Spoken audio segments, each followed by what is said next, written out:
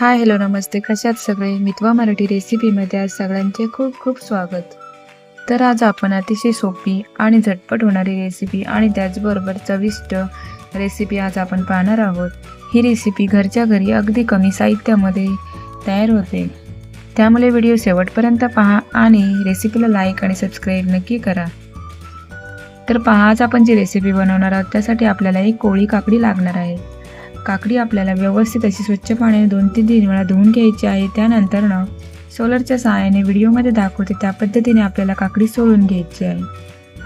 आता पहा, पावसाळ्याचे दिवस आहेत, आपण काकडी खाल्ली तर सर्दी होते, म्हणून आज आपण काकडीची रेसिपी कशी करायची ते आज आपण इथे पाहणार आहोत. तर पहा, इथे काकडी आपली सर्व बाजूने व्यवस्थित अशी सोलून झाली आहे. आता आपण पुढच्या स्टेपकडे वळूया. तर पहा, इथे आता आपण सोलून घेतलेली काकडी छोट्या किसणीच्या सहाय्याने किसून घेणार आहोत. तर पहा, या रेसिपीसाठी आपल्याला इथे काकडी किसताना बारीक किसणीचा वापर करायचा आहे. जर तुमच्याकडे बारीक किसणी नसेल तर तुम्ही काकडीचे बारीक बारीक तुकडे करून ते तुकडे मिक्सरच्या भांड्यामध्ये घालून त्याची अशी ओबडधोबड पेस्ट करून घेऊ शकता. तर पहा, व्हिडिओमध्ये दाखवते त्या पद्धतीने आपण आता छोट्या किसणीच्या सहाय्याने पूर्ण काकडी किसून घ्यायची आहे. रेसिपी खूप साधी आणि सोपी आहे. लहानांपासून ते मोठ्यांपर्यंत हे सगळ्यांना ही रेसिपी आवडणारी आहे आणि त्याचबरोबर खूप झटपट होणारी आणि हेल्दीसुद्धा आहे. रेसिपीला जर लाईक केलं नसेल तर लाईक करा, चॅनलला सबस्क्राईब करा. सबस्क्राईब केल्यानंतर बेल आयकॉनवर क्लिक करायला मात्र विसरू नका. ऑलवर क्लिक करा, म्हणजे मी तयार केलेली प्रत्येक रेसिपीचे नोटिफिकेशन सगळ्यात अगोदर तुम्हाला येईल.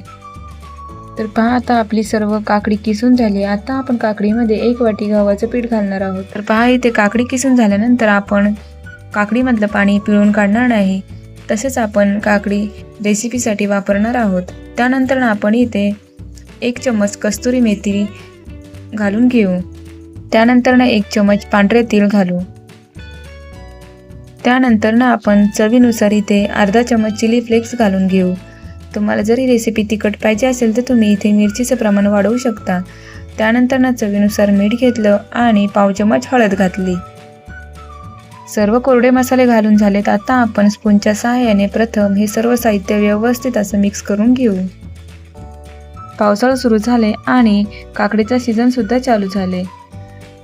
काकडीची ही रेसिपी कशी केली हे समजण्यासाठी व्हिडिओ तुम्ही शेवटपर्यंत नक्की पहा, अजिबात कुठे स्किप करू नका. अगदी आपल्या घरामध्ये जे साहित्य आहेत त्या साहित्यांमध्येच आपण ही रेसिपी तयार केली आहे. पाहुणे आल्यावर सुद्धा तुम्ही ही रेसिपी तयार करू शकता. काहीतरी झटकन पटकन करायचं म्हटलं तर तुम्ही पाहुण्यांसाठी ही छान अशी चटपटीत स्वादिष्ट रेसिपी तयार करू शकता. तर पहा, इथे काकडीच्या पाण्यामध्येच आपलं हे पीठ व्यवस्थित असं मिक्स झाले. आता आपण ज्या वाटीने गव्हाचं पीठ घेतलं त्याच वाटीने आपण इथे पाणी घेऊ. म्हणजे तुम्हाला किती पाणी वापरायचं ते सुद्धा मी शेवटी सांगेल. आता इथे फक्त 2 ते 3 चम्मच आपण वाटीमधलं पाणी घालून हे व्यवस्थित असं मिक्स करून घेऊ. तर पहा, थोडं थोडं पाणी घालून आपल्याला हे पीठ व्यवस्थित असं मिक्स करून घ्यायचं आहे. तर पहा, इथे आपल्याला थोडं पीठ अजून घट्ट वाटतंय म्हणून परत आपण थोडंसं पाणी ओतून घेतलं. परत आता पीठ व्यवस्थित असं मिक्स करून घेऊ. तर पहा, जास्त पातळ पण नाही आणि जास्त घट्ट पण नाही असं आपण हे बॅटर तयार केलंय. आपण इथे ज्या वाटीने गव्हाचं पीठ घेतलं त्याच वाटीने तिथे पाणी घेतलं, म्हणजे इथे आपल्याला फक्त अर्धी वाटी पाणी लागलं. तर पहा, आता आपण गॅसवर पॅन ठेवला आणि त्याच्यामध्ये 2 चम्मच तेल घातले. आपल्याला ही रेसिपी कमीत कमी तेलामध्ये तयार करायची आहे. तर पहा, आता आपण स्पूनच्या सहाय्याने तेल व्यवस्थित असं सगळीकडे पसरून घेऊ. आता पॅन व्यवस्थित गरम झाल्यानंतर आपण जे बॅटर तयार केलं होतं ते पळीच्या सहाय्याने पॅनवर हलक्या हाताने पसरून घेऊ. तर पहा, इथे जास्त बॅटर आपल्याला हँडल करायची गरज नाही. हलक्या हाताने फक्त पळीच्या सहाय्याने ते पसरून घ्यायचं. तर पहा, हे बॅटर पसरवत असताना गॅसची फ्लेम आपल्याला स्लो टू मीडियम ठेवूनच हे बॅटर पसरवून घ्यायचं आहे. आणि महत्त्वाची गोष्ट म्हणजे पॅन व्यवस्थित गरम झाल्यानंतरच आपण त्याच्यामध्ये हे बॅटर टाकायचं, नाहीतर मग अशा पद्धतीने बॅटर पसरवत असताना ते बॅटर आपल्या पळीला चिपकून येतं. तर पाहू शकता तुम्ही, मस्त असं आपलं हे बॅटर पसरून झालंय. आता आपण इथे गॅसची फ्लेम स्लो टू मीडियम ठेवून पॅनवर झाकण ठेवून 1-2 मिनिटासाठी हा डोसा आपण शिजवून घेऊ. 2 मिनटं झालेली आहेत. तर पाहू शकता तुम्ही ते मस्त असं आपलं वरच्या बाजूने डोसा शिजलेला आहे, खालच्या बाजूने सुद्धा मस्त शिजले. तुम्हाला जर पाहिजे असेल तर तुम्ही इथे ज्यावेळेस आपण बॅटर पॅनमध्ये टाकलं आणि पसरवून घेतलं त्यावेळेस तुम्ही वरच्या बाजूने पांढरे तीळसुद्धा घालू शकता. तर पहा इथे डोशाची खालची बाजूसुद्धा व्यवस्थित शिजली. आता आपण हलक्या हाताने डोसा पसरवून घेऊ. आता परत खालची बाजू व्यवस्थित शिजण्यासाठी आपण झाकण ठेवून एक अर्ध्या मिनिटासाठी हा डोसा शिजवून घेऊ. 1-2 मिनटं झालेली आहेत. आता आपण झाकण काढून घेऊ. आता आपण परत हलक्या हाताने डोस्याला पलटी मारून घेऊ. तर पाहू शकता तुम्ही इथे दोन्ही बाजू व्यवस्थित अशा आपल्या खरपूस भाजून निघाल्यात. आहे की नाही झटकन आणि पटकन होणारी रेसिपी. खूप छान अशा आपले हे काकडीचे डोसे गरमागरम तयार झालेत. आता आपण हा डोसा एका प्लेटमध्ये काढून घेऊ. तर पाहू शकता तुम्ही इथे मस्त असं चटपटीत आपला हा काकडीचा डोसा तयार झाले. आता आपण याच पद्धतीने दुसरासुद्धा डोसा तयार करून घेऊ. दुसरा डोसासुद्धा आपण करताना याच पद्धतीने छान असं बॅटर हे पसरवून घेऊ. बॅटर व्यवस्थित पसरून झाल्यानंतर त्याच्यावर झाकण ठेवून घेऊ. जास्त वेळ लागत नाही, फक्त अर्ध्या मिनिटातच आपला हा डोसा तयार होतो. अर्ध्या मिनिटानंतर झाकण काढून घेऊन आपण या डोस्याला परत पलटी मारून घेऊ. आपल्याला या डोश्यावर झाकण ठेवायची पण गरज नाही, पण काकडी घातली आहे ना आपण, म्हणून तर थोडी काकडी शिजण्यासाठी आपण एक अर्ध्या मिनिटासाठी झाकण ठेवून हा डोसा शिजवून घेतोय. पहा आपला दुसरा डोसा पण 1 मिनिटात तयार झालाय.